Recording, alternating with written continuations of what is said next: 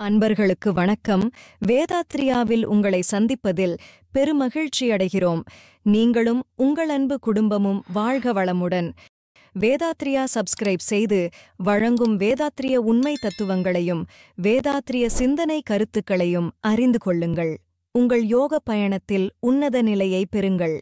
மெய்ப்பொருள் உண்மை ரகசியங்களை அறிந்து உணர்ந்து உங்கள் வாழ்வை வளமாக்கிக் கொள்ளுங்கள். நன்றி. வாழ்க வளமுடன். அன்பர்களே, இனி இன்றைய சிந்தனை கருத்தை நம் வேதாத்ரியாவில் காணலாம். வணக்கம் அன்பர்களே. வேதாத்ரியா வழியாக உங்களை சந்திப்பதில் பெருமகிழ்ச்சி அடைகிறேன். நீங்களும் உங்கள் அன்பு குடும்பமும் வாழ்க வளமுடன். இன்று ஒரு கவிதையும் அதன் விளக்கத்தையும் காணலாம். ஒரு உடற்பயிற்சி என்பது மனிதனுக்கு எந்த அளவிற்கு முக்கியமானது என்பது நமக்கு தெரியும். என்றாலும் கூட அதில் நாம் கவனத்தை செலுத்தி தினமும் உடற்பயிற்சி செய்வது என்பது கடினமாக இருக்கிறது என்று சொல்லலாம். ஏதோ ஒரு நாள் செய்தாலும் மறுநாள் அதை தொடர்வதில் நேரம் இருப்பதில்லை என்று நாம் அறிகிறோம். நேரம் இருப்பதில்லை என்றால் அந்த அளவிற்கு நம்முடைய வேலை பளு அதிகமாக உள்ளது என்று சொல்லலாம். தூக்கத்தை கெடுத்துக்கொண்டு உடற்பயிற்சி செய்யவும் நம்மால் முடிவதில்லை. இதற்கு காரணம் நம்முடைய நேர மேலாண்மை என்று கருதலாம். நேரத்தை ஒழுங்குபடுத்தி கொண்டு ஓய்வு நேரத்தை முறைப்படுத்தி உடற்பயிற்சி செய்வதற்கு நிறைய வாய்ப்புகள் இருக்கின்றன. ஆனால் அதற்கு கூட நேரமில்லாத அளவிற்கு நாம் இந்த உலகில் இயங்கிக் கொண்டிருக்கிறோம். இது குறித்து ஒரு கவிதையாகவும் அந்த கவிதைக்குரிய விளக்கத்தையும் நாம் இங்கே காணலாம். கவிதையின் தலைப்பு உடலை காப்பதில் கவனம் வேண்டும். இப்பொழுது கவிதையை பார்க்கலாம். உடலை காப்பதில் கவனம் வேண்டும். உடலின்றி ஏது நாம் வாழும் இவ்வுலகம். உடலை காப்பதில் கவனம் வேண்டும். உடலின்றி ஏது நாம் வாழும் இவ்வுலகம். உடலாக வந்தது எது உணவே எனினும் உடலுக்கு ஏற்றதொரு உணவே தேவை. உடலாக வந்தது எது உணவே எனினும் உடலுக்கு ஏற்றதொரு உணவே தேவை. உடல் மறுக்கும் ஏதொன்றும் செய்யலாகா.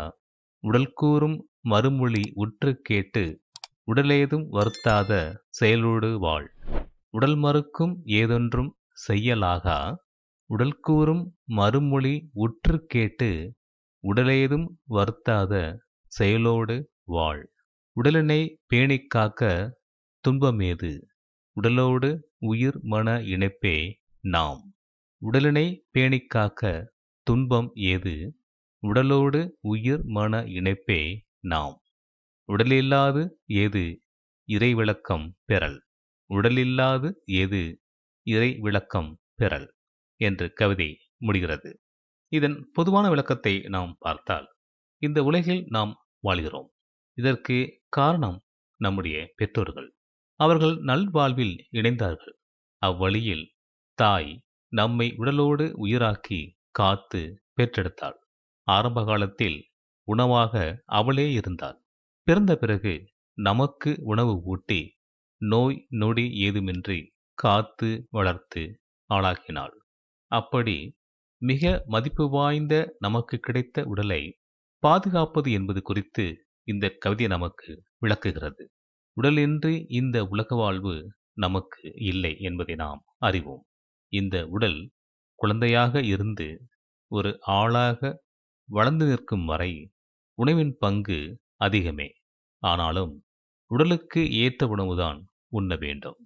உடல் ஏற்றுக்கொள்ளாத எதையும் செய்து உடலை பாழ்படுத்திவிடக் கூடாது.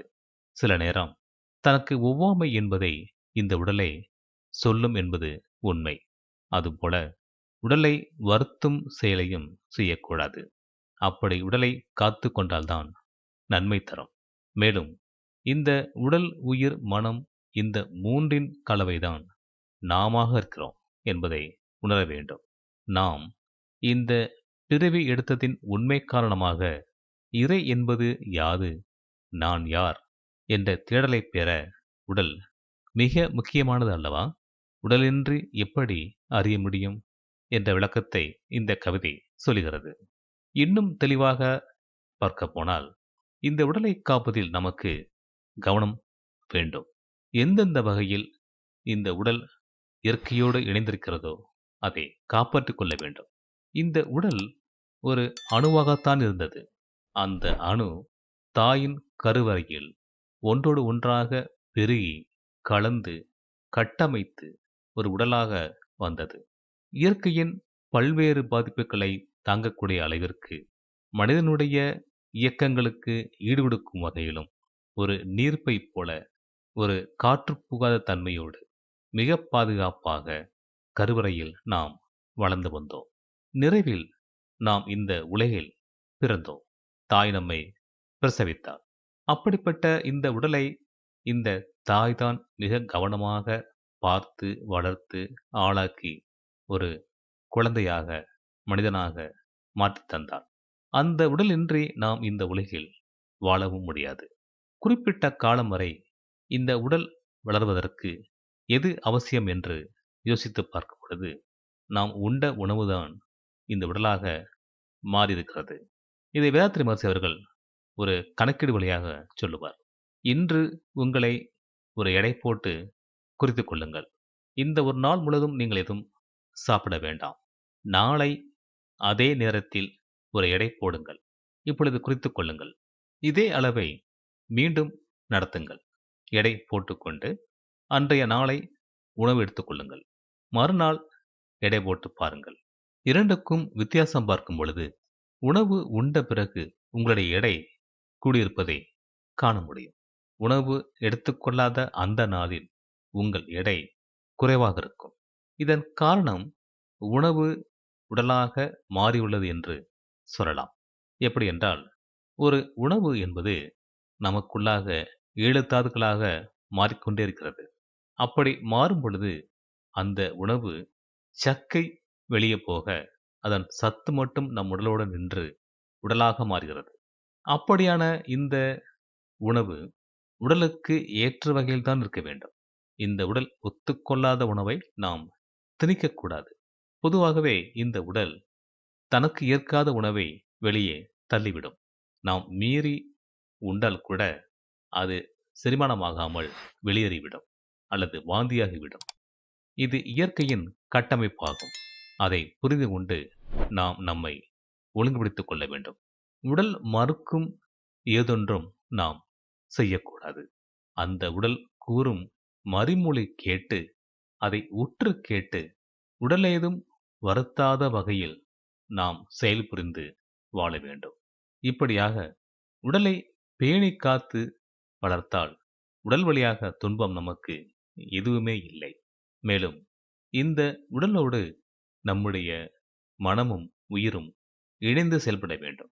உடலுக்கு ஏதேனும் ஊறு வந்தால் உடனடியாக பாதிக்கப்படுவது நம்முடைய மனம்தான். மனம் பாதிக்கப்பட்டால் உயிரும் பாதிக்கப்படும். அதற்கு வாய்ப்பு தராமல் இந்த உடலை போதுமான அளவில் நாம் கட்டி காக்க வேண்டும். அதன் வழியாக மனம் உறுதி பெறும். மனதின் வழியாக உயிரும் உறுதி பெறும். அப்படியான உடலோடு உயிர் மன இணைப்பு நாம் என்பதை புரிந்து கொள்ள வேண்டும். மேலும் முக்கியமாக இந்த உடலை கட்டி காக்க வேண்டிய அவசியம் என்ன என்ற ஒரு கேள்வியை வைத்துக்கொண்டு தேடும் பொழுது இந்த பிறவியின் நோக்கமும் கடமையும் நிறைவேறி நான் யார் என்று அறிந்து இந்த இயற்கை, இந்த இறை என்பது என்ன, மெய்ப்பொருள் என்பது என்ன, இறைநிலை என்பது என்ன என்று விளக்கம் காண்பதற்கு இந்த உடல் இல்லாமல் நாம் இதை தேட முடியாது. அப்படி உடல் இல்லாது ஏது இறை விளக்கம் பெறல் என்ற ஒரு கேள்வியை நம் முன் வைத்து இந்த உடலை பேணி காப்பதில் கவனம் வேண்டும் என்று இந்த கவிதை நமக்கு விளக்கமளிக்கிறது. நல்லது நண்பர்களே, நாம் மீண்டும் அடுத்த ஒரு பதிவிலே சந்திப்போம். நன்றி. வாழ்க வையகம், வாழ்க வையகம், வாழ்க வளமுடன்.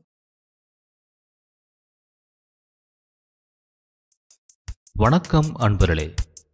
வாழ்க வையகம், வாழ்க வளமுடன். வேதாத்திரிய சேனலோடு இணைந்து கொள்ளுங்கள்.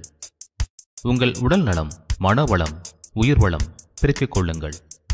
உங்கள் வாழ்க்கையையும் பொருளாதாரத்தையும் உயர்த்திக் கொள்வதற்கான வழிகள் இங்கே சொல்லப்படுகின்றன. இன்றே சப்ஸ்கிரைப் செய்து கொள்ளுங்கள். வாழ்க வளமுடன்.